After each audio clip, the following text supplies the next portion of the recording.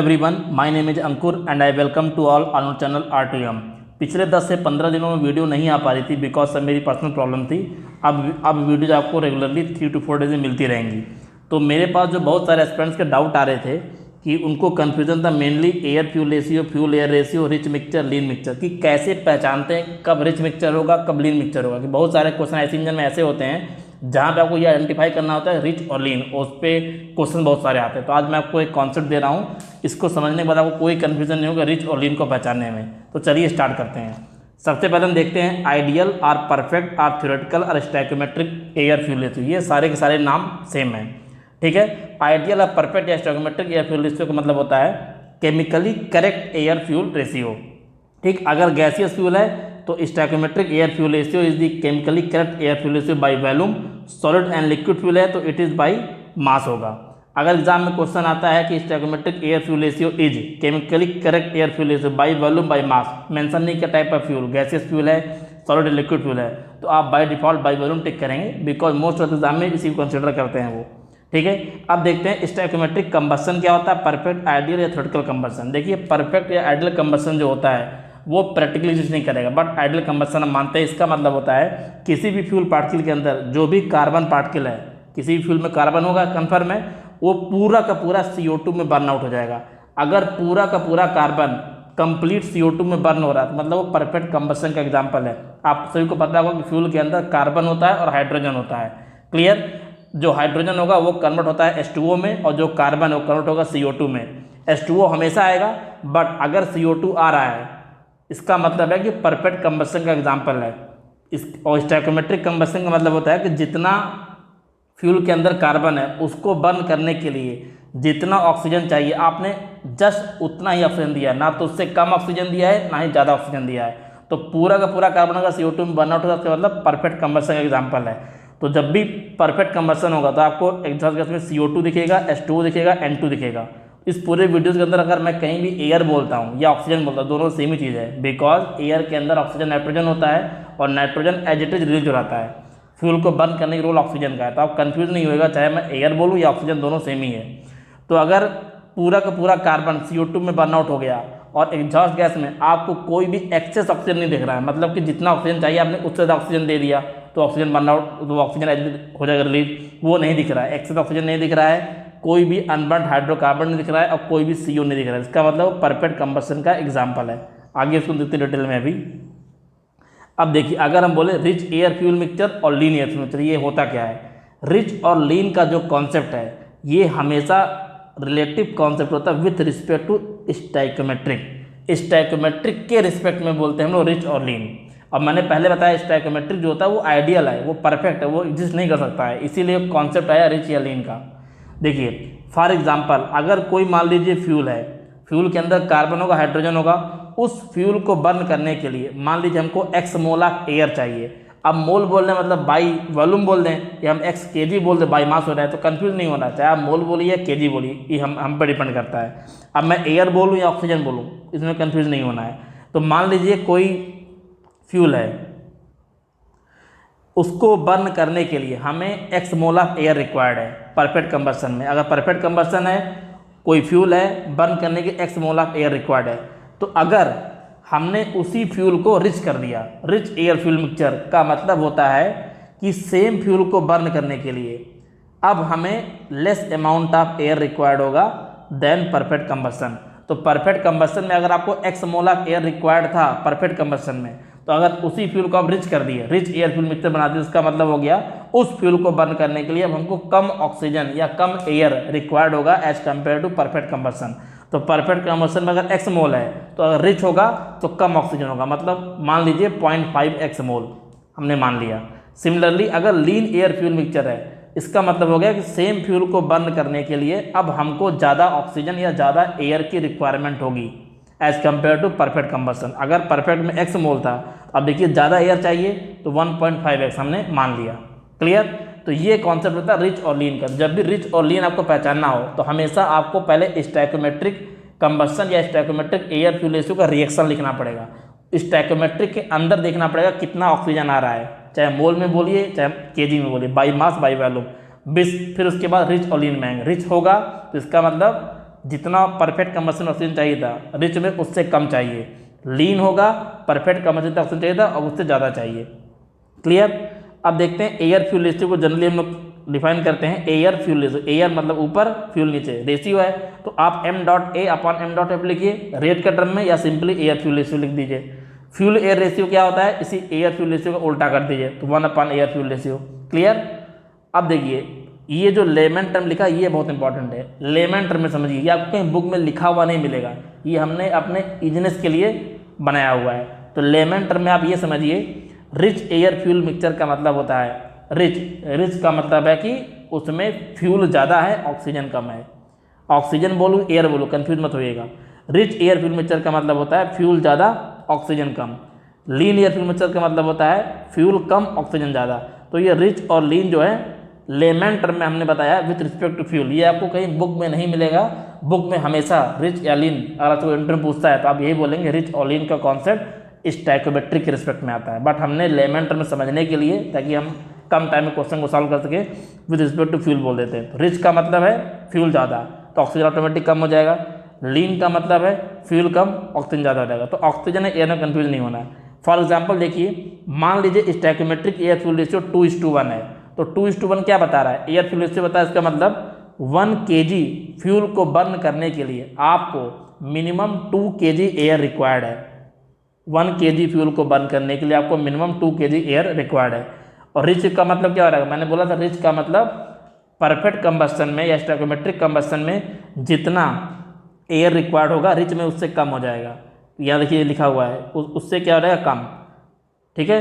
तो उसी सिमिलरली यहाँ पे अगर मैं बोलूँ रिच मिक्सचर है तो रिच मिक्सचर का मतलब हो जाएगा कि अगर पहले 2 kg एयर रिक्वायर्ड था अब रिच मिक्सचर में सेम फ्यूल को बर्न करने के लिए एयर की रिक्वायरमेंट कम हो जाएगी, मान लीजिए 0.5 kg, इसीलिए रिच में लिखा है 0.5:1। लीन में देखिए मैंने क्या लिखा था, लीन एयर फ्यूल मतलब होता है परफेक्ट कंबस्शन में जितनी एयर रिक्वायर्ड थी अब उसी फ्यूल को बर्न करने के लिए ज़्यादा आपको एयर ऑक्सीजन चाहिए होगा। तो देखिए लीन एयर फ्यूल मिक्सचर में मैंने लिखा है 3:1 तो 2 kg चाहिए थी परफेक्ट में, अब अगर लीन है तो 3 kg चाहिए होगा। तो इस तरह से हम लोग पहचानते हैं रिच और लीन का कॉन्सेप्ट। तो रिच और लीन का कॉन्सेप्ट स्टैइकोमेट्रिक के रिस्पेक्ट में होता है।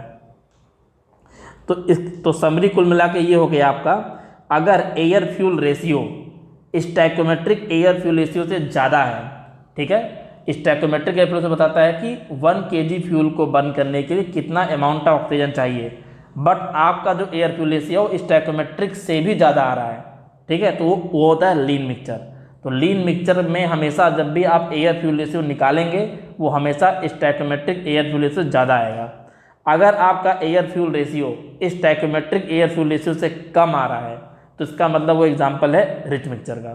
तो इसको बस आप याद कर लीजिए, आपका सारा काम हो जाएगा। और जो लेमन टर्म में मैंने बताया है, अब इसको हम रिएक्शन के थ्रू देखते हैं कैसे ही होता है। मैं आपको थर्मोकेमिस्ट्री यहाँ नहीं बता रहा हूँ, बस समझाने के लिए आइडिया दे रहा हूँ। मान लीजिए मेथेन हमने फ्यूल लिया, मेथेन होता है CH4 लिख दिया मैंने। पहले मैं करूँगा मेथेन का perfect combustion in the air, ठीक है, क्वेश्चन में मेंशन रहेगा परफेक्ट कंबस्शन एयर में हो रहा है क्योंकि एयर में N2O2 दोनों आता है, या फिर perfect combustion only in oxygen हो रहा है। तो ध्यान दीजिएगा परफेक्ट कंबस्शन मैंने एयर में लिया तो एयर को मैंने लिखा है O2 + 79/21 N2। बस आपको ये नहीं समझना आया कहाँ से, बस ये समझिए एयर में O2 N2 होता है। तो परफेक्ट कंबस्शन मैंने किया, मैंने बोला जब भी परफेक्ट कंबस्शन करेंगे तो फ्यूल के अंदर जो हाइड्रोजन है वो H2O में बर्न होगा, तो H2O तो हमेशा आना ही आना है, H2O आ गया। परफेक्ट कंबस्शन है जितने कार्बन है वो सारे के सारे CO2 में बर्न होंगे। देखिए इस एग्जॉस्ट गैस में CO2 आ गया और जो N2 होता है वो एज इट इज रिलीज हो जाता है। क्लियर। तो परफेक्ट कंबस्शन में हमको 2 kg ऑफ एयर रिक्वायर्ड है इस 1 kg फ्यूल को बर्न करने के लिए। तो ये बता रहा है कि 1 kg मेथेन को अगर बर्न करना है तो आपको 2 kg एयर रिक्वायर्ड होगी मिनिमम।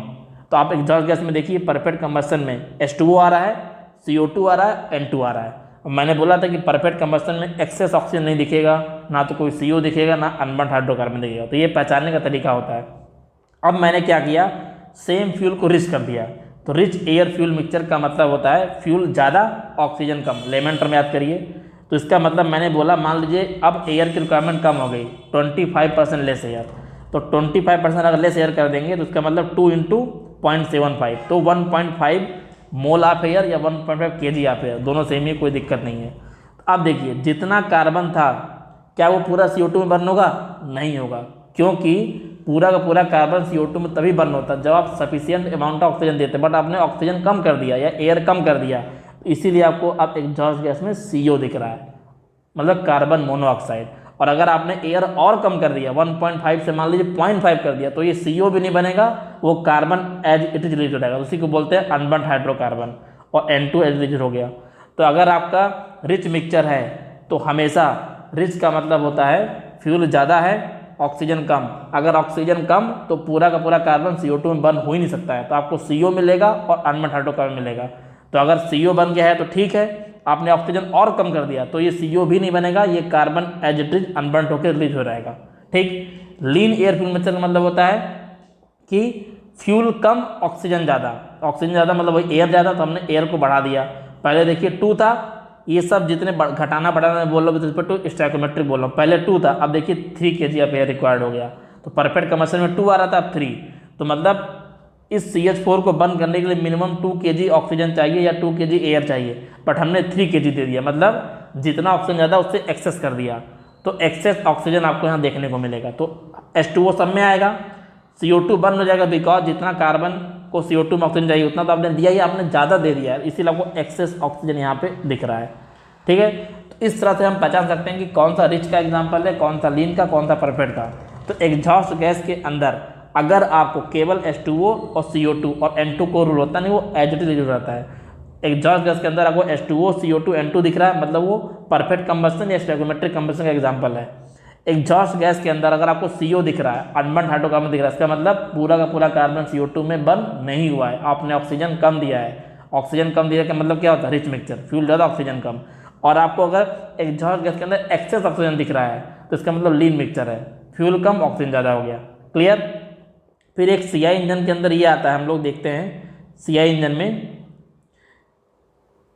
एयर फ्यूल रेशियो पूछा रहता है कि कार्बोरेटर जो एयर फ्यूल रेशियो मेंटेन करता है, सॉरी SI इंजन में एयर फ्यूल रेशियो कार्बोरेटर जो मेंटेन करता है उसका एक टेबल हमें याद करना पड़ता है। एग्जाम में टेबल बहुत आता है, कितनी बार आ चुका है, और यहीं से क्वेश्चन आता है कौन सा रिच है कौन सा लीन है।